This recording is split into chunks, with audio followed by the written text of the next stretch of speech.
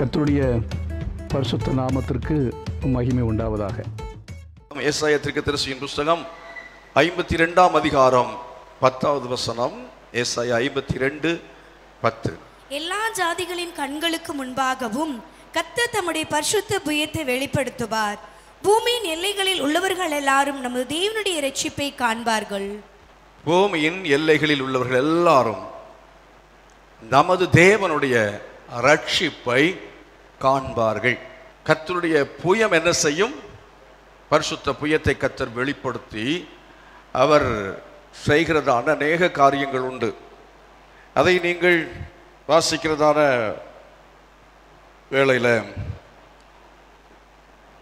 இந்த 10ஆம் வசனத்தில் சொல்லியிருக்கிறபடி பிரதானமாக சொல்லப்பட்டிருக்கிற விஷயம், பூமியின் எல்லைகளில் உள்ள ஜனங்கள் எல்லாம், பூமியின் எல்லை என்று சொன்னால் என்ன? ஆர்டிக் முதல் அண்டார்டிகா வரையில் பூமியில் ஜனங்கள் குடியிருக்கிற எல்லா எல்லைகளும், எல்லா மக்களும் ரட்சிக்கப்படுவார்கள் என்பதுதான்.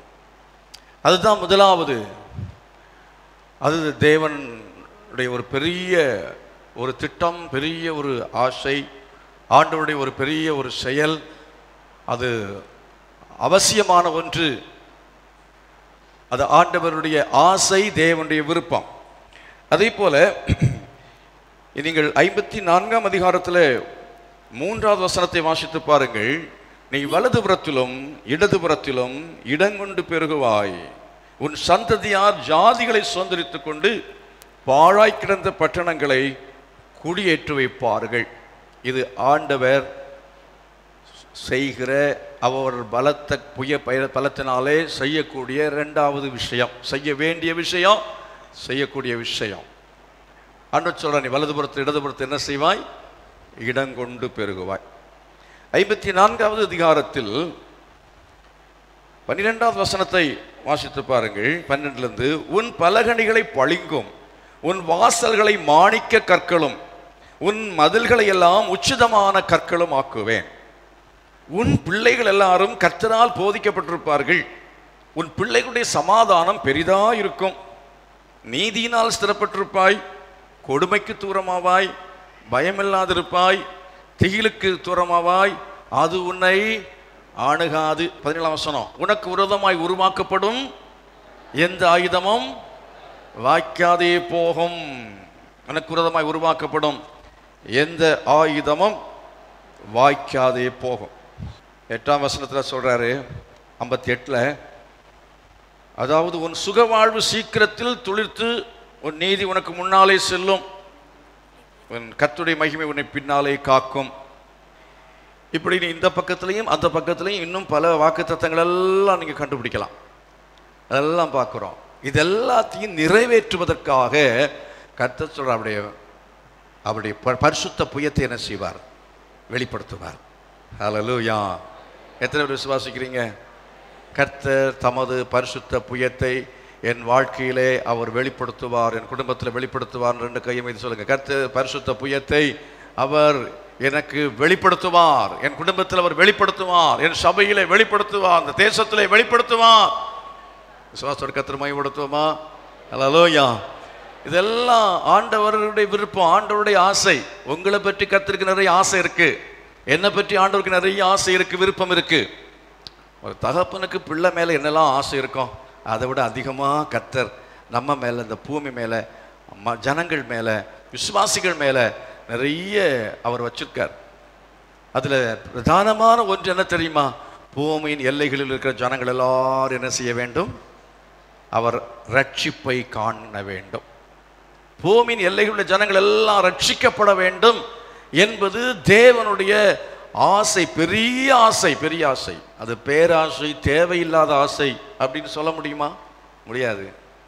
அது அந்த ஆசைன்னா, ஒரு நம்ம பிள்ளைங்க ஆக்சிடென்ட் ஆகக்கூடாது அப்படின்னு நினைக்கிறது பேராசையா? நம்முடைய பிள்ளைகளுக்கு வந்து கெட்டது வரக்கூடாதுன்னு நினைக்கிறது பேராசையா? இல்லை, அது எல்லாம் பெற்றோருக்கு இருக்கிற ஆசை, எப்போவுமே உள்ளத்துக்குள்ளே இருக்கிற ஏக்கம். அதுதான், என் பிள்ளைக்கு ஒரு கஷ்டம் வந்துடக்கூடாது அப்படின்னு சொல்லி நம்ம என்ன செய்கிறோம்? எப்போ அதுக்கு நினைக்கிறோம். அதே மாதிரி தான் எப்போவுமே ஆண்டவருக்குள்ள இருக்கிற தீராத ஏக்கமும் தாகம் என்னன்னா, இந்த பூமியின் ஜனங்கள் எல்லாம் ரட்சிக்கப்பட வேண்டாம். நடந்துதான்? நினைச்சது மாதிரி நடக்குதா? இல்லவே இல்லை. அவர் சர்வ வல்லமையுள்ள தேவன். தமது பரிசுத்த புயத்தை அவர் வெளிப்படுத்தி அதை செய்திருக்கலாமே, ஏன் செய்யல? அநேக காரியங்கள் நம்முடைய வாழ்க்கையிலே செய்கிற காரியங்கள் ஆண்டவர் வாக்குத்தத்தம் பண்ணி இருக்கிறார். அதெல்லாம் நம்ம ஆசைப்படுற நிறைய காரியங்கள் இருக்கு. எனக்கு எதை பற்றியுமே ஆசை இல்லை, எதை பற்றியுமே கவலை இல்லைன்னு சொல்ற ஆட்கள் எத்தனை பேருக்கு இருக்கிறீங்க? எல்லாருக்குள்ளேயும் ஒரு ஆசை இருக்கிறது, ஒரு விருப்பம் இருக்கிறது. அப்படி ஆசை இருக்கு, விருப்பம் இருக்குங்கிறதுக்காக நீங்க வேற விதமா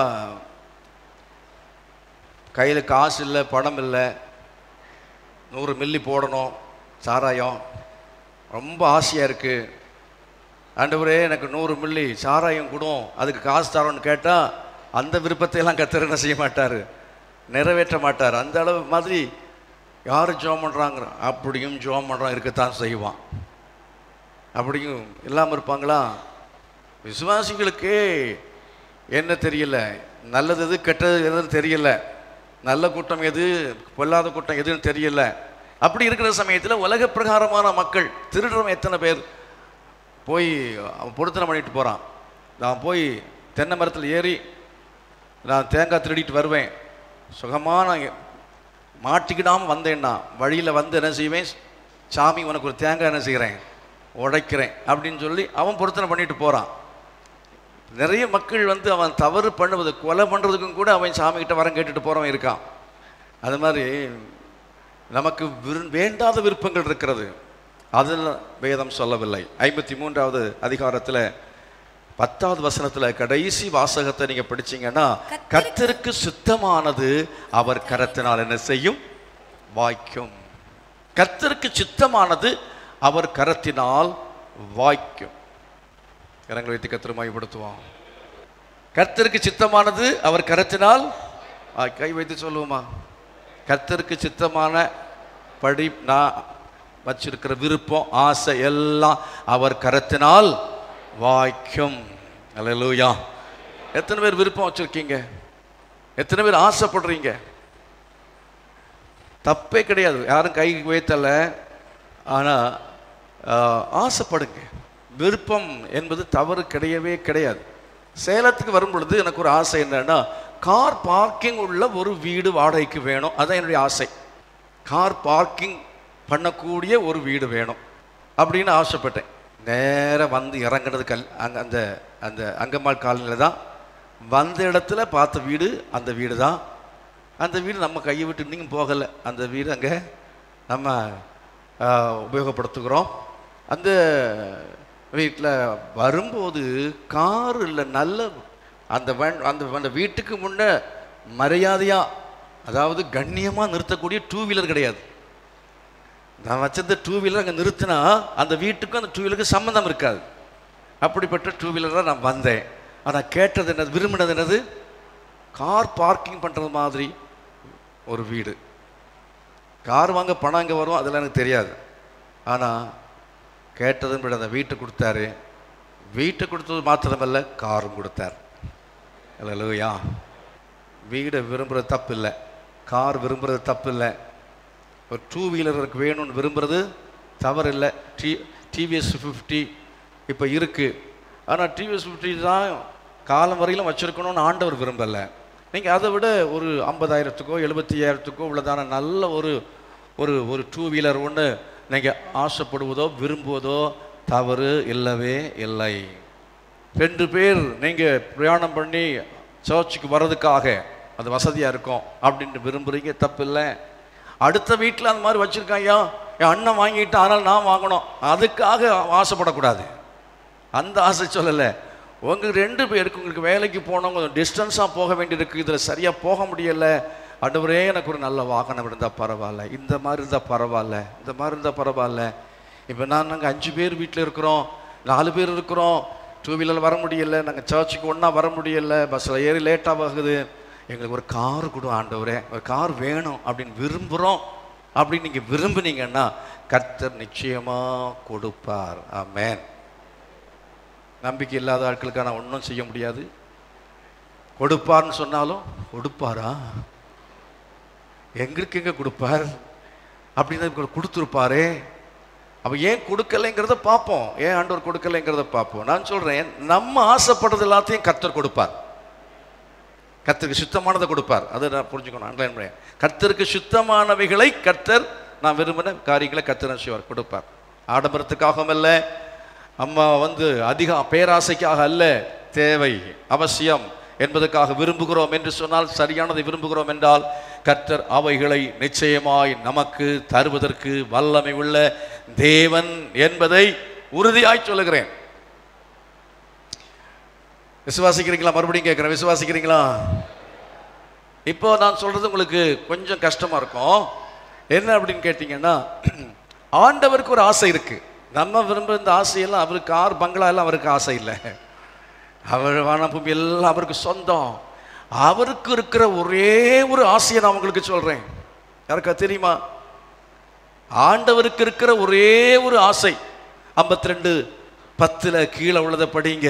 பூமியின் எல்லையுள்ள ஜனங்கள்லாம் ரட்சிப்பை காண்பார்கள். அது யாருடைய ஆசை? தேவனுடைய ஆசை. அவருடைய ஒரே ஆசை அதுதான். பூமியின் ஜனங்கள் எல்லாம் ரட்சிக்கப்படணும், ஒருத்தரும் கெட்டு போகக்கூடாது. ஒருவரும் கெட்டு போவது தேவனுடைய சித்தம் அல்ல என்று சொல்லப்பட்டிருக்கிறது. இந்த ஆசையை அவருக்கு பூர்த்தி செய்ய முடியவில்லை. அவரதை, அந்த பொறுப்பை நம்முடைய யார் கையில் கொடுத்திருக்கிறார்? நம்ம கையில் கொடுத்திருக்கிறார். ஆகவே தான் மத்தேயு சுவிசேஷத்தில் கடைசியில் நம்ம படிக்கிறோம், நீங்க எனக்கு சகல அதிகாரம் கொடுக்கப்பட்டிருக்கிறது, ஆகையால் நீங்கள் புறப்பட்டு போய். வேடிக்கையாக இருக்கு பாருங்க, அவருக்கு சகல அதிகாரம் கொடுக்கப்பட்டிருக்கிறதா. ஆண்டவர் என்ன செய்வார்னா, எல்லாத்தையும் நான் செய்கிறேங்கிறதான ஒரு டிக்டேட்டர்ஷிப்போ இல்லைன்னா ஒன் மேன் ஷோ கிடையாது. அவர் எல்லாம் நான் தான் செய்வேன் அப்படி. நமக்கு ஒரு ஒரு நல்ல முதலாளி, நமக்கு ஒரு எஜமானனாக அவர் நமக்கு ஒரு ரோல் மாடல். என்னன்னா, அவர் எல்லாம் அவருக்கு முடியும், எல்லா அதிகாரம் அவருக்கு இருக்கிறது, சக்தி இருக்கிறது. ஆனாலும் ஆண்டவர் என்ன செய்கிறார்? நம்முடைய கையில் உத்தரவாதத்தை கொடுக்கிறார், நம்முடைய கையிலே பொறுப்பை கொடுக்கிறார். இந்த பூமியின் எல்லைகளில் உள்ள ஜனங்கள் எல்லாரும் ரட்சிக்கப்பட வேண்டும் என்பதற்காக அவர் என்ன செய்கிறார் தெரியுமா? அந்த வேலையை ரட்சிக்கப்பட்டவங்க கையில் கொடுத்துடுறார். ரட்சிக்கப்பட்ட ஒரு விசுவாசி, அவர் ஒருத்தர் 1-2 பேர் அவராக ரட்சிப்பார், பலரை ரட்சிப்பார். ஆனால் ரட்சிக்கப்படுகிற அவர்கள், அவங்க என்ன செய்யணும்? மற்றவர்களை இந்த ரட்சிப்பை காண செய்வதற்காக வேலை செய்யணும். ஹல்லேலூயா. அப்போ அவருடைய ஆசை நிறைவேறும். அவருடைய ஆசையை நிறைவேற்ற வேண்டும் என்று விரும்புகிற ஒவ்வொருவரும் அவர்கள் இந்த ஆசையை நிறைவேற்றுவதற்கான காரியத்தை அவர்கள் செய்வார்கள். அவருடைய ஆசையை நாம் நிறைவேற்றுவோம் என்று சொன்னால், நான் இப்ப சொல்ற நல்லா கவனிச்சுக்கீங்க, அவருடைய ஆசையை நம்ம நிறைவேற்றிட்டோம்னா நம்ம ஆசையும் நம்ம விருப்பத்தை எல்லாத்தையும் அவர் பரிபூர்ணமாய் நிறைவேற்றி விடுவார். சிம்பிள் ஃபார்முலா தான், ஆனால் பெரிய உண்மை அதில் இருக்கிறது. அவருடைய ஆசையை நம்ம நிறைவேற்றினா நம்ம ஆசையை நம்ம விருப்பமெல்லாம் அவர் நிறைவேற்றுவதற்கு கேரண்டி கொடுக்குறார். நான் செய்கிறப்பா, நீ ஏன் ஆசையை நிறைவேற்றுவாயினால் நான் ஆசையில் ஒன்றையுமே குறை வைக்க மாட்டேன், எல்லாம் நிறைவேற்றுவேன் ஆண்டவர் சொல்கிறேன். என்னுடைய வாழ்க்கையில் தான் நான் அனுபவித்திருக்கிறேன். நான் கொஞ்சம் முன்ன சாட்சியாக சொன்னேன், ஏதோ கொஞ்சம் கொஞ்சம் கொஞ்சம் அவருடைய ஆசையை நிறைவேற்றுவதற்கு கொஞ்சம் பாடுபடும் முயற்சி பண்ணுறதுனால கர்த்தர் எனக்கு அவருடைய வாக்கு தத்தங்களை அவர் நிறைவேற்றி கொண்டு வந்து கொண்டே இருக்கிறார். இப்போ வாசித்த இந்த வசனங்கள் எல்லாவற்றையும் நான் சுதந்திரமாக்கி இருக்கிறேன், எல்லாம் சுதந்திரமாக இருக்கிறது. இன்னும் இருக்கிற வாக்கு தத்தங்கள் எல்லாவற்றையும் சுதந்திரிக்காமல் எதாக இருந்தால் அதையும் நான் சுதந்திரிப்பதற்கு தொடர்ந்து இந்த அவருடைய ஆசையை நிறைவேற்றுவதே என்னுடைய லட்சியமும் நோக்கமாய் இருக்க வேண்டும். இயேசு சொன்னார், முதலாவது தேவராஜ்யத்தை நீதி என்ன செய்யுங்கள், தேடுங்கள், அப்பொழுது இவைகள் உங்களுக்கு என்ன செய்யப்படும்? ஆசைப்பட்டதெல்லாம் கூட கொடுக்கப்படும். இவைகள் இல்லைன்னா ஆசைப்பட்டதெல்லாம்னா அதை நீங்கள் நல்ல புரிஞ்சுக்கணும். தேவனுக்கு சுத்தமானவைகள் எல்லாத்தையும் கர்த்தர் கொடுப்பார்.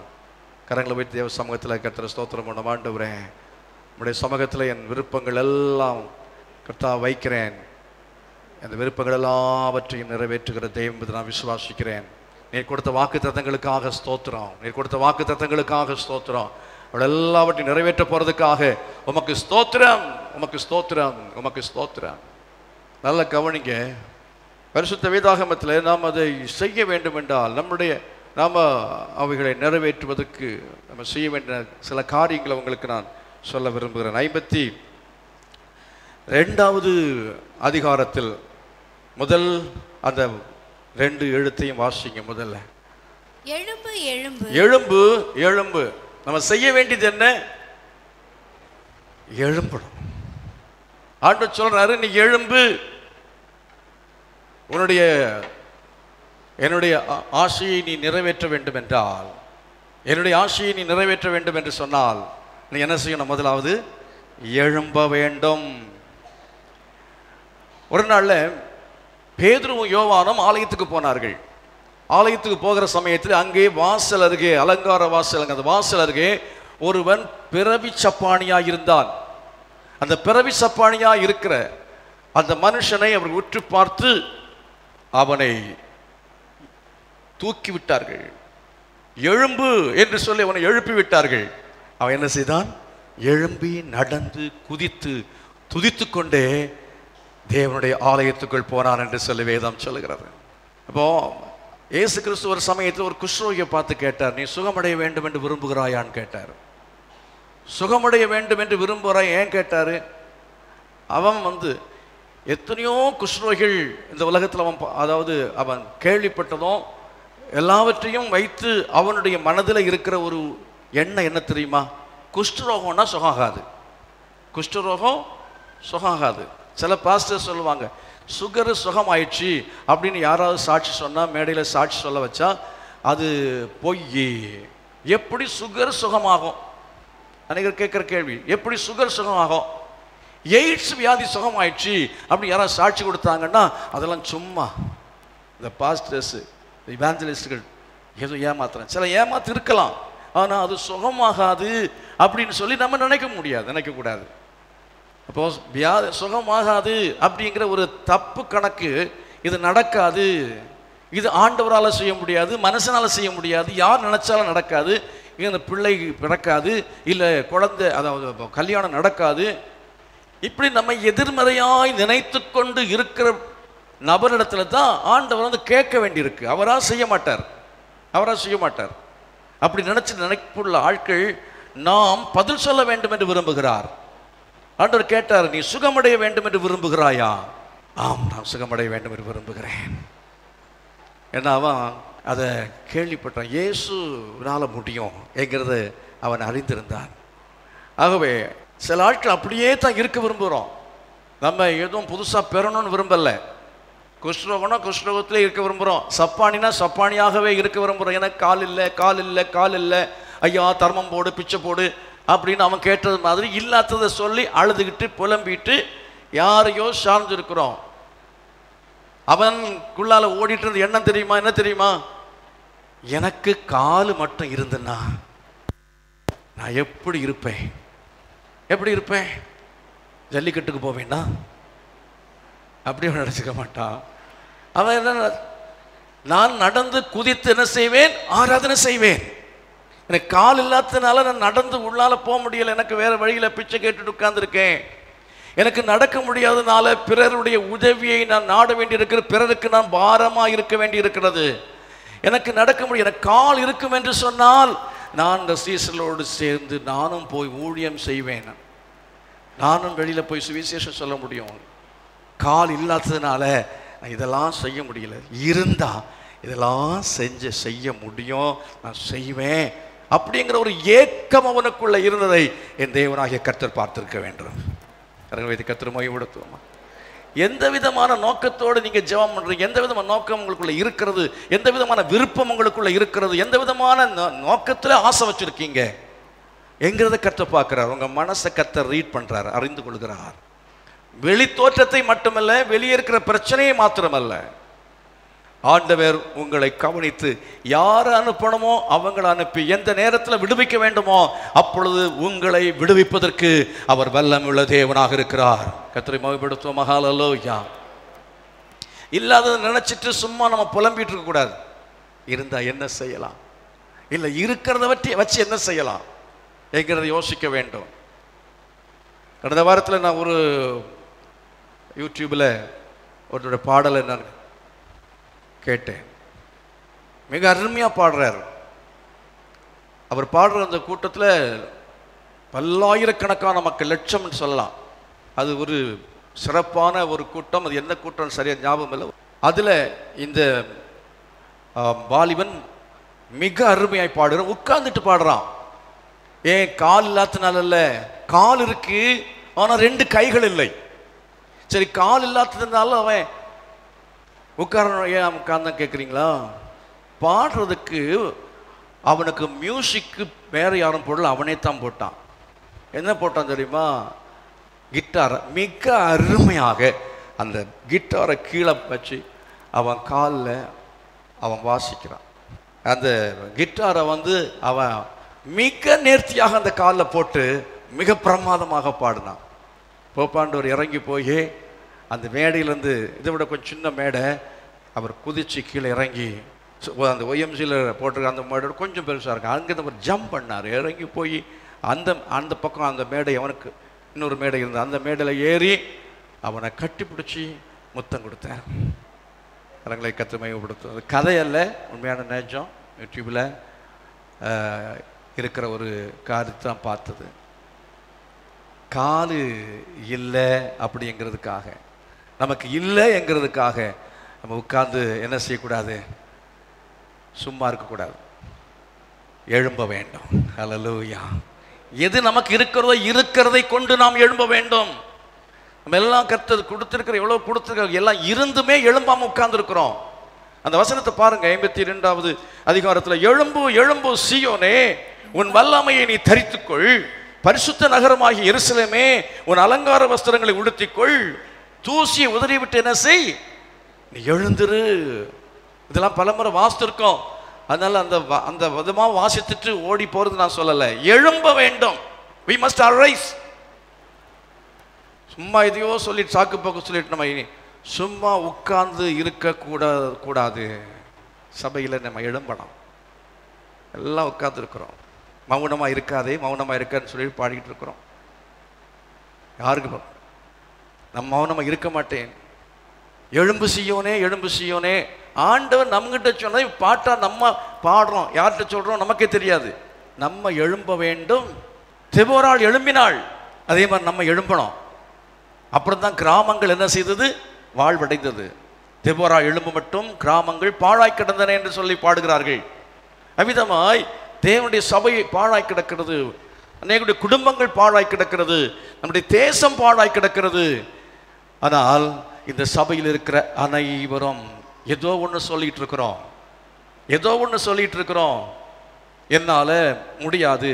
ஏன்? ஒரு காரணம்.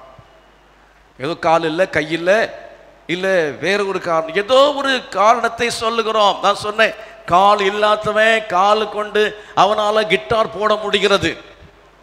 கால் இல்லாதவன் காலுக்குனால உபயோகப்படுத்தி அவன் கிட்டார் போட முடிகிறது.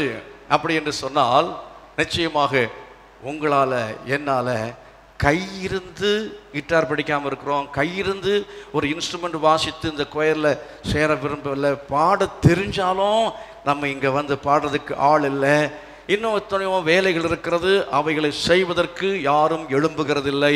வாலிபர்கள் எழும்புகிறதில்லை. வயதானவர்கள் எனக்கு வயசாச்சு அப்படின்னு சொல்லி உட்கார்ந்துருக்கிறோம். வாலிபன் அவன் வேற எதையோ சொல்லிட்டு அவன் உட்கார்ந்துருக்கிறான். அதை ஆண்டவர் சொல்றாரு, எழும்பு சீயோனே, நீ எழும்பு. பூமியின் ஜனங்கள் எல்லாரும் ரட்சிப்பை காண வேண்டும் என்று சொன்னால் சபையார் எழும்ப வேண்டும், தேவனுடைய சபை எழும்ப வேண்டும், திருச்சபை எழும்ப வேண்டும், விசுவாசிகள் எழும்ப வேண்டும். இயலாமையை நம்ம சொல்லிட்டு இருக்கிறதால எஸ்கேப் ஆகவே முடியாது. எனக்கு கூட முடியாது, இயலாமை தான். ஆனால் எழும்பினா கர்த்தர் இன்னும் அதிக பலனை தர்றாரு. ஆண்டவர் விடுதலை தருகிறார், சுகம் தர்றாரு. கர்த்தர் மையப்படுத்துவோம். நம்ம எழும்பி கர்த்தருக்காக நம்ம செயல்படும் பொழுது, ஆண்டவருக்காக நம்ம காரியங்களை செய்ய வரும்போது, கர்த்தர் நமக்கு ஞானம் இல்லைன்னு சொல்ற நமக்கு இருக்கிற ஞானத்தை பயன்படுத்தி எதையாவது செய்ய ஆரம்பிச்சு இன்னும் ஞானத்தை அதிகமாக தருவார். ஆகவே அந்த விதமாய் நாம் முயற்சி செய்ய வேண்டும். எழும்ப முயற்சி செய்யணும். நம்ம கொஞ்சம் முயற்சி பண்ணோம்னா பேதுருவும் யோவானும் வந்துருவாங்க. அவங்க தூக்கி விடுறதுக்காக. கரங்களை கொட்டி கர்த்தரை மகிமைப்படுத்துவோமா? ஹல்லேலூயா. நீங்க அசைய மாட்டீங்க, நீங்க எழும்ப மாட்டீங்க. எழும்பணும்னு விருப்பமே கிடையாது. உனக்கு நீ நீ உனக்கு நல்ல ஒரு வாழ்க்கை வேணும், உனக்கு கல்யாணம் வேணும், நடக்கணும் விரும்புறியா அப்படின்னு ஆண்டவர் கேட்க வேண்டியது இருக்கு. ஏன்னா அதை பற்றி ஜெபம் இல்லை, அதை பற்றி எந்த விதமான முயற்சியுமே இல்லை. நம்ம கொஞ்சம் எழும்பணும்னா கர்த்தர் தம்முடைய தாசர்களை அனுப்பி அவர் தூக்கி விடுவார். நமக்கு உதவி செய்கிற தேவனாக இருக்கிறார். கரங்களை வைத்து ஆண்டவர் மகிமைப்படுத்துவார்.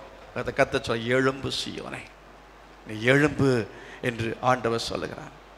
அடுத்தது ஒரு வசனத்தை வாசிங்க. 54வது அதிகாரத்தில் 1வது வசனம். 54. பிள்ளை பெறாத மலடியே மகிழ்ந்து பாடு, மகிழ்ந்து பாடு, கற்பவேதனை படாதவளே, கற்பவேதனை படாதவளே, கம்பீரமாய் பாடி, கம்பீரமாய் பாடி ஆனந்த சத்தமிடு. சத்தமிடு. யாரு செய்யணும் இதை? இல்லாதவள். பிள்ளை இல்லை, பாடுவாளா? அன்னாள் பாடினாளா? அழுதுகிட்டு இருந்தா. அழுறத நிறுத்தணும், கம்ப்ளைண்ட் பண்ணுறத நிறுத்தணும், சும்மா குறை சொல்கிறத நிறுத்தணும், முறுமுறுக்கிறத நிறுத்தணும். நிறுத்திட்டு பாடணும். என்ன செய்யணும்? பாடணும். என்ன பாடுறது? நான் கொஞ்சம் முன்ன சொன்ன மாதிரி ஒருத்தர் ஜல்லிக்கட்டு பாட்டு எழுதியிருக்காரு. அந்த மாதிரி பாட்டா? ஓடு ஓடு, ஆடு ஆடு, சாடு சாடு, அப்படி அந்த மாதிரி பாட்டெலாம் தூக்கி குப்பையில் போட்டுட்டு தேவனை துதிக்கிற நல்ல பாட்டுகள் இருக்கிறது. சாராளோட அந்த அம்மாலாம் எழுதின பாட்டு ரொம்ப அருமையான பாட்டு. உபவாசம் 40 நாள் இருந்து எழுதுவாங்க. அதான் நிற்குது. அந்த காலத்தில் பக்தர்கள் பரிசுத்தவான்கள் எழுதின பாட்டுகள், ஞான பாட்டு, கீர்த்தனையில் எல்லாம் இருக்கிற பாட்டுகள் நல்ல பாட்டுகள் தான். அதெல்லாம் யாரோ சம்பந்தமெல்லாம் சில ஆட்கள் பாடிக்கிட்டு இருக்கலாம் ஒரு வேளை. ஆனால் அது நல்ல பாட்டுகள் இருக்கிறது. நம்ம நல்ல தேவனை துதிக்கிற பாட்டுகளை எடுத்து என்ன செய்யணும்? மகிழ்ந்து பாட வேண்டும், ஆனந்த சத்தமிட வேண்டும். அதுக்காக வீட்டில் போய் ஆனந்த சத்தம் போட்டுறாதுங்க, வீட்டை காலி பண்ண வச்சுருவாங்க. இங்கே வர்றது அதுக்கு தான். ஞாயிற்றுக்கிழமை உங்களுக்கு காலையில் 9:30 மணிக்கு அப்போது ஒரு 1/2 மணி நேரம் ஆனந்த சத்தம் இங்கேயும் போடுவாங்க, அங்கேயும் போடணும். இங்கே மைக்கு போடுவாங்க, நீங்கள் மைக்கு இல்லாமல் போடணும். இந்த மைக்கு சத்தத்தோட உங்கள் சத்தம் மேலே எழும்பணும். கரங்களை வைத்து கர்த்தரை மகிமைப்படுத்துவோமா? மகிழ்ச்சியாய் ஆரவாரத்தோடு கம்பீரித்து என்ன செய்ய வேண்டும்? தேவனை துதிக்க வேண்டியது அவசியமாக இருக்கிறது. கர்த்தரை மகிமைப்படுத்துங்கள். ஹல்லேலூயா. அதனால நம்ம மாதிரி சோர்ந்து போயிடலாம இல்லை அப்படின்னு சொன்னாலும் மகிழ்ச்சியாக தேவனை என்ன செய்ய வேண்டும்? துதிக்க வேண்டும். ஆனந்த சத்தமிட வேண்டியது அவசியம். சொல்லப்போனால் கவலைப்படாமல் இருங்க, நீங்கள் உற்சாகமாக இருங்க, உற்சாகமாக இருங்க. விசுவாசிகள் உற்சாகமாக இருந்தோன்னா, நம்ம கவலைப்படாமல் இருந்தோன்னு சொன்னால், நம்ம அழாமல் ஆனந்த சத்தம் போட்டுக்கிட்டு இருந்தோன்னு சொன்னால், நம்ம ஆனந்த சத்தம்னு சொல்கிறது சத்தம் வெளியே கேட்க, உள்ளுக்குள்ள ஆனந்த சத்தம், அதை மக்கள் பார்ப்பார்கள். நம்முடைய சந்தோஷத்தை மக்கள் பார்க்கணும், நம்முடைய மகிழ்ச்சியை மக்கள் பார்க்க வேண்டும், குடும்பத்தில் உள்ள மக்கள் பார்க்க வேண்டும், தேசத்துள்ள மக்கள் பார்க்க வேண்டும். அப்பொழுது நான் சொல்லுகிறேன், பூமியின் எல்லைகளுள்ள ஜனங்கள் எல்லாரும் ரட்சிக்கப்படுவார அந்த தேவனுடைய ஆசை நிறைவேறும். கர்த்தரை மகிமைப்படுத்துங்கள். ஹல்லேலூயா. நம்பர் 3, மூன்றாவதாக நீங்கள் 53ஆம் அதிகாரத்தில் 1வது வசனத்தை வாசிக்கலாம். எங்கள் மூலமாய் கேள்விப்பட்டதை விசுவாசித்தவன் யார்? கர்த்தருடைய புயம் யாருக்கு வெளிப்பட்டது? கர்த்தருடைய புயம் யாருக்கு வெளிப்பட்டது? எங்கள் மூலமாய் கேள்விப்பட்டதை விசுவாசித்தவன் யார்? அர்த்தம் என்ன? இவர் இந்த கேள்வியை கேட்கிறாரு, பதில் சொல்லல. எங்கள் மூலமாய் கேள்விப்பட்டது எதை அவன் யாருக்கோ சொல்லி இருக்கிறான். ஏசாயாவுடைய வேலை என்ன? தேவனுடைய நாமத்தை அறிவிக்கிற வேலை. அந்த தேவனுடைய நாமத்தை அறிவிக்கிற வேலையை செய்ததான ஏசாயா எங்கள் மூலமாய், தீர்க்கதரிசிகளாகி எங்கள் மூலமாய் கேள்விப்பட்டதை விசுவாசித்தவன் யார்? எங்க ஒரு கேள்வி எனக்கு போட்டு வைக்கிறாரு. அதுக்கு அடுத்தது ஒரு வசனம் சொல்றாரு, கர்த்தருடைய புயம் யாருக்கு வெளிப்பட்டது என்று அதற்கு ஒரு கேள்வி போட்டு வைக்கிறார். அப்படி என்று சொன்னால் நாம் செய்ய வேண்டிய அடுத்த விஷயம் என்ன தெரியுமா? நாம் அறிந்த தேவனுடைய நாமத்தை, அறிந்த தேவனுடைய ரட்சிப்பை, நித்திய வாழ்வை பற்றி அறியாத கேள்விப்படாத மக்களுக்கு அறிவிக்க வேண்டியது அவசியமாக இருக்கிறது. எத்தனை பேர் ஆமென் சொல்றீங்க? பூமி எல்லையுள்ள ஜனங்கள் எல்லாம் ரட்சிக்கப்பட வேண்டும் என்கிற தேவனுடைய ஆசை நிறைவேற வேண்டும் என்றால், கர்த்தருடைய ஆசை நிறைவேற வேண்டும் என்று சொன்னால், நம்ம கேள்விப்பட்டதை, நம்ம அறிந்ததை அறிவிக்க வேண்டியது அவசியம். அந்த கடமை நம்ம தலை மேலே இருக்கு. தலையில் கை வச்சிருக்க இந்த கடமை என் தலையில் ஆண்டவர் வச்சிருக்காரு. நான் தான் அதை செய்யணும். அதை வேற யாரும் செய்ய மாட்டாங்க. நம்ம தான் அதை செய்யணும். அப்போ கேள்விப்பட்டதை விசுவாசித்தவன் யார் அந்த கேள்வி ஏன் போடுறாருன்னா, கேள்விப்பட்ட யாரும் என்ன செய்யல, அறிவிச்சாலும் யாரும் ரட்சிக்கப்படலையே, அதனால தான் அறிவிக்காம இருக்கு. நான் சொன்ன யாரும் கேட்க மாட்டான். அதான் நமக்கு பிரச்சனை. அதான் அவர் அதான் சொல்றாரு, கர்த்தருடைய கரம் வெளிப்பட வேண்டும். அல்லேலூயா. 3000 பேர் ரட்சிக்கப்பட்டாங்க. ஏன்? 10 நாட்கள் மேல் வீட்டறையிலே 120 பேர் கூடி அவர்கள் ஜெபத்தில் தரித்திருந்தார்கள். எந்த ஒரு மனுஷன் ஜெபத்தில் தரித்திருந்து ஆத்மாவுக்கு சுவிசேஷம் சொல்றானோ அந்த ஆத்மாவை கர்த்தர் ரட்சிப்பார். அதுக்கு உதாரணம் சொல்றேன். ராத்திரி முழுவதும் மாடியில் உட்கார்ந்து ஜெபம் பண்றேன். 80வது வருஷம் 1980 ஒரு நபர் ரட்சிப்புக்காக. அந்த நபரை காலையில் போய் சந்திக்கிறேன். அவரை சந்திக்க வாய்ப்பு கிடைத்தது. தொடர்ந்து அவருக்கு சுவிசேஷம் சொல்ல வாய்ப்பு கிடைத்தது. அவர் அதுக்கடுத்து ஞானஸ்நானம் எடுத்தார். அவர் நல்ல ஒரு நபராக, அநேக ஊழியத்துக்கு உதவி செய்கிற நபராக இன்னைக்கு இருக்கிறார். எதை சொல்றேன்? தரித்திருந்து ஜெபித்தால் நிச்சயமாகவே கர்த்தர் சுவிசேஷம் நம்ம சொல்றத ஆண்டவர் அவர் கனப்படுத்தி அவர் ரட்சிப்பார். விசுவாசிக்கிறீங்களா? ஜெபம் பண்ணாமல், நம்ம கையில் துப்பாக்கி இருக்கு, ஆனா என்ன இல்லை? குண்டு இல்லை. ஜெபம் இல்லைன்னா அதாவது வெட்டு துப்பாக்கி, குண்டு இல்லாத துப்பாக்கி மாதிரி. சபை சுவிசேஷம் சொன்னாலும், யார் சுவிசேஷம் சொன்னாலும், யார் பிரசங்கம் பண்ணாலும், நமக்கிட்ட சரியான ஜெபம் இல்லை என்றால் கிரியை நடக்கவே நடக்காது. கர்த்தருடைய புயம் யாருக்கு வெளிப்பட்டது? அடுத்த வசனத்தில் பாருங்க, அதுல சொல்லியிருக்கு, இளங்கிளையை போலவும் வறண்ட நிலத்திலிருந்து துளிர்க்கிற வேரை போலவும். கஷ்டம்தான். அதாவது இயேசு கிறிஸ்துவை பற்றி இங்கே கீழே உள்ள வசனங்கள் எல்லாம் வர்ணிக்கிறது, சொல்லுகிறது. வறண்ட நிலத்திலிருந்து அவர் எழும்பி வருகிறவர். ஆகவே நம்முடைய சூழ்நிலைகள் சரியில்லாமல் இருக்கலாம், ஆனா நம்ம என்ன செய்யணும்? துளிர்த்து வர வேண்டும். வறண்ட நிலத்திலிருந்து என்ன செய்ய வேண்டும்? துளிர்த்து நாம் எழும்ப வேண்டியது அவசியம். சூழ்நிலை மாற்ற முடியாது. நம்ம சூழ்நிலையை மாற்ற, நம்ம அந்த சூழ்நிலையை மேற்கொண்டு சுவிசேஷத்தை சொல்லணும்.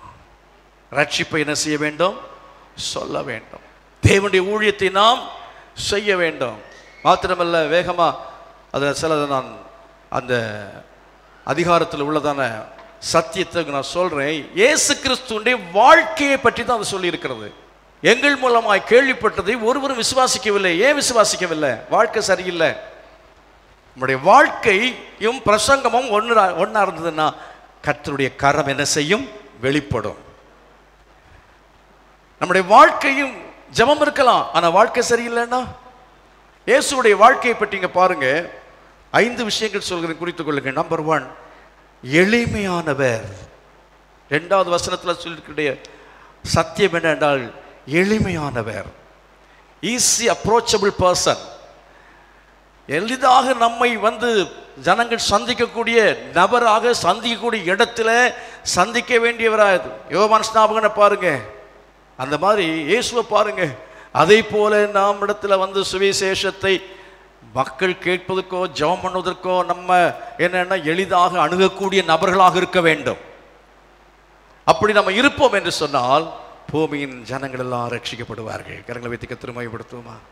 அது மட்டுமல்ல, அசட்டை பண்ணப்பட்டார், ஆண்டவர் புறக்கணிக்கப்பட்டார் இயேசு கிறிஸ்து. 2-3 வசனங்கள் சொல்லுகிறது. ஆனால் இயேசு கிறிஸ்து அதுக்காக ஒதுங்கி வாழவில்லை. போனால் கல்லறிகிறாங்க, என்னை மதிக்க மாட்டேங்கிறாங்க, கேவலமாக பேசுகிறாங்க, கிரிட்டிசைசம் பண்ணுறாங்க, அதனால நான் போக மாட்டேன். எங்கேயாவது நான் ஒரு மலையில் போய் உட்காந்து ஜெபம் பண்ணுறேன், ஆத்துமாவை ரட்சியம் ஆண்டவரே தாருமான்னு ஜெபம் பண்ணுறேன், நான் போனால் ஏற்றுக்கொள்ள மாட்டேங்கிறாங்க அப்படின்னு சொல்லி இயேசு இருந்தாரா? இல்லை. ஆண்டவர் இயேசு அவ்விதமாய் ஒதுங்கி போகவில்லை, ஒதுங்கி வாழவில்லை, தாழ்வு மனப்பான்மைக்கு இடம் கொடுக்கவில்லை. நம்பர் 3, அவர் அடிக்கப்பட்டார், நொறுக்கப்பட்டார். ஆனாலும் இயேசு கிறிஸ்து அவர் சோர்ந்து போகவில்லை. சுவிசேஷத்து நிமித்தமாக மட்டும் அல்ல, அன்னைக்கு நமக்கு வருவதான பிரச்சனைகள், பாடுகள் நிமித்தமாய், பிரச்சனைகள் நிமித்தமாய், சோதனைகள் நிமித்தமாய் நாம் சோர்ந்து போகிறோம். விசுவாசிகள் சோர்ந்து போய் ஞாயிற்றுக்கிழமை வந்து உற்சாகப்படுத்தப்பட்டு அனுப்பப்படுறாங்க. அதுதான் பிரச்சனை. சோர்ந்து போகாதவர் இயேசு. ஹல்லேலூயா. அவரை விட அதிக பாடு நமக்கு வரல, ஆனால் நம்ம என்ன செய்யறோம்? சோர்ந்து போகிறோம். அவர் சோர்ந்து போகவில்லை. நம்பர் 4, இயேசு கிறிஸ்துவை பற்றி 53:7 சொல்லப்பட்டிருக்கிறது, அவர் வாயை திறவாமல் இருந்தார். அவர் அடிக்கப்படும் பொழுது வாயை திறக்கவில்லை. சாந்த குணமுள்ளவராயிருந்தார். நமக்குள்ள பொறுமை இல்லை. நம்முடைய கோபம், நம்முடைய சாந்தமில்லாத குணத்தை பார்க்கும் பொழுது மற்றவர்கள் சுவிசேஷத்தை ஏற்றுக்கொள்ள முடியவில்லை. நம் மூலமாய் அவர்கள் ரட்சிப்பை பெற்றுக்கொள்ள முடியவில்லை. ஜனங்கள் ரட்சிக்கப்படாமல் இருக்க காரணம் தான் நம்ம குணம், பொறுமை இல்லை, சாந்தம் இல்லை, நிதானம் இல்லை. நம்ம என்ன செய்கிறோம்? நம்ம கோபப்படுற ஆட்களாக இருக்கிறோம், எரிஞ்செரிஞ்சு விடுற ஆட்களாக இருக்கிறோம். இதெல்லாம் மாறணும். நமக்குள்ள ஒரு மாற்றம் வரணும். கரங்களை வைத்து கர்த்தரை மையப்படுத்துவோம். 5வது, இயேசு அக்கிரமக்காரருக்காக வேண்டிக் கொண்டார் என்பதுதான் அந்த தீர்க்க தரிசன வசனம். அக்கிரமக்காரருக்காக. பிதாவே இவர்களுக்கு மன்னியும். கசப்பு, வைராக்கியம் என்பது அவருக்குள்ள இல்லை. நல்ல இருதயம், குட் ஹார்ட், நல்ல இருதயம் இயேசு வச்சிருந்தார். விசுவாசிக்கு நல்ல இருதயம் இருந்தா, சபையாருக்கு நல்ல இருதயம் இருந்தா, வீட்டில் உள்ளவங்க ரட்சிக்கப்பட்டுருவாங்க, சமுதாயம் ரட்சிக்கப்பட்டுரும். விசுவாசிக்கிறீங்களா? எத்தனை பேர் விசுவாசிக்கிறீங்க? பூமியின் ஜனங்கள் எல்லாம் ரட்சிப்பை என்ன செய்வார்கள்? காண்பார்கள் என்று சொல்லப்பட்டிருக்கிறது. எல்லாரும் தேவ சமூகத்தில் எழும்பி ஆண்டு கேட்ப, ஆண்டவரே, எல்லாரும் எழும்பி வலது கரத்தை உயர்த்திட்டு சொல்லுங்க, பூமியின் ஜனங்கள் எல்லாரும் ரட்சிப்பை காண வேண்டும். பூமியின் ஜனங்கள் எல்லாரும் ரட்சிப்பை காண வேண்டும். சொல்லுவோம், பூமியின் ஜனங்கள் எல்லாரும் ரட்சிப்பை காண வேண்டும். எத்தனை பேர் இந்த வார்த்தைகள் மூலமாக நமக்குள்ளால ஒரு கரிசனை வந்திருக்கிறது? ஆண்டவருடைய விருப்பத்தை நிறைவேற்ற எத்தனை பேர் நம் முன்னுக்கு வருகிறோம்? கர்த்தருடைய ஆசையை நாம் நிறைவேற்றும் பொழுது கர்த்தர் நம்முடைய விருப்பங்களை அவர் 100% நிறைவேற்றி தருவார். விசுவாசிக்கிறீங்களா? அவருடைய ஆசையை, விருப்பத்தை நாம் நிறைவேற்றும் பொழுது நம்முடைய ஆசை, விருப்பத்தை 100% அவர் நிறைவேற்றி தருவார். கர்த்தருக்கு சித்தமானது அவர் கரத்தினாலே வாய்க்கும் என்று சொல்லி மிக தெளிவாய் தேவனுடைய வசனம் சொல்லுகிறது. தேவ சமூகத்தில் கை வைத்து சொல்ல, ஆண்டவரே, உம்முடைய ஆசையை நான் நிறைவேற்றுவேன் அப்பா. உம்முடைய ஆசையை நான் நிறைவேற்ற முடியும். ஒப்பு கொடுக்கிறேன். எத்தனை பேர் ஒப்பு கொடுக்குறீங்க? உம்முடைய ஆசையை நிறைவேறுவட்டும் அப்பா. பூமியின் எல்லையில் உள்ள ஜனங்கள் எல்லாரும் ரட்சிக்கப்படுவார்களாக. பூமியின் எல்லையில் உள்ள ஜனங்கள் எல்லாரும் ரட்சிக்கப்படுவார்களாக. சொல்லுங்க, கை வச்சு. பூமியின் எல்லையில் உள்ள ஜனங்கள் எல்லாரும் ரட்சிக்கப்படுவார்களாக. ஓ ஹல்லேலூயா. உங்க தெருவில் இருக்கிற மக்களுக்காய் ஜெபியுங்கள். வாரத்தில் ஒரு நாள் 2 பேராய் உட்கார்ந்து போராடி தேசத்துக்காய் ஜெபம் பண்ணுவோம். பக்கத்தில் இருக்கிற மக்களுக்காய் ஜெபம் பண்ணுவோம். கர்த்தர் நிச்சயமாய் அவர் கிரியை செய்வார். நிச்சயமாய் இந்த உலகம் ரட்சிக்கப்படும். இந்த சபையிலிருந்து அநேக ஊழியர்கள் எழும்புவார்களாக. இந்த சபையிலிருந்து அநேக மிஷனரிகள் எழும்புவார்களாக. உலகம் எங்கும் அன்றைக்கு 12 பேர் அனுப்பப்பட்டார்கள். ஆனால் இங்கே 1000 அதிகமான ஜனங்கள் இருக்கிறது. இந்த சபையில் இருந்து மிஷனரிகள் புறப்பட்டு செல்ல வேண்டும். இந்த சபையிலிருந்து அநேக ஊழியர்கள் எழும்ப வேண்டும். உலகம் எங்கும் புறப்பட்டு செல்ல வேண்டும். உலகத்தின் எல்லை எங்கும் இந்த கல்வாரி அசம்பிளி ஆஃப் காட் திருச்சபையிலிருந்து ஒரு விசுவாசி உலகத்தின் ஒவ்வொரு பகுதிக்கும் செல்ல வேண்டும். எத்தனை பேர் விரும்புகிறீர்கள்? எத்தனை பேர் நடக்கணும் விரும்புறீங்க? இந்த சேலத்திலிருந்து, இந்த சேலம் சபையிலிருந்து உலகத்தில் எல்லா எல்லைகளிலும், எல்லா விதமான திசைகளிலேயும் ஜனங்க கடந்து ஊழியம் செய்ய ஒரு காரியத்தை கர்த்தர் செய்ய விரும்புகிறார். ஓ ஹல்லேலூயா. அது நடக்கணும்னு சொல்றாங்க. நல்லா கை வைத்து ஹல்லேலூயா. Thank you Jesus. ஆமென்.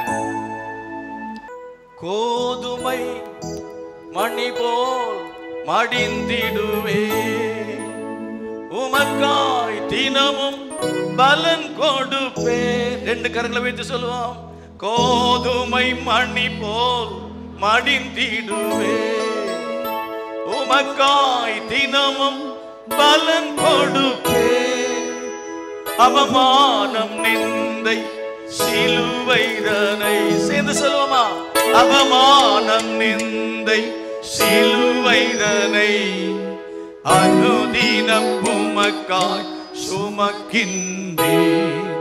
அனுதினம் உமக்காய் சுமந்திடுவே. உமக்காக தானே ஐயா. உண்மையா சொல்லுங்க, உங்களுடைய ஆசை நடக்கட்டும் ஆண்டவரே. உமக்காக தானே ஐயா நான் உயிர் வாழ்கிறேன் ஐயா.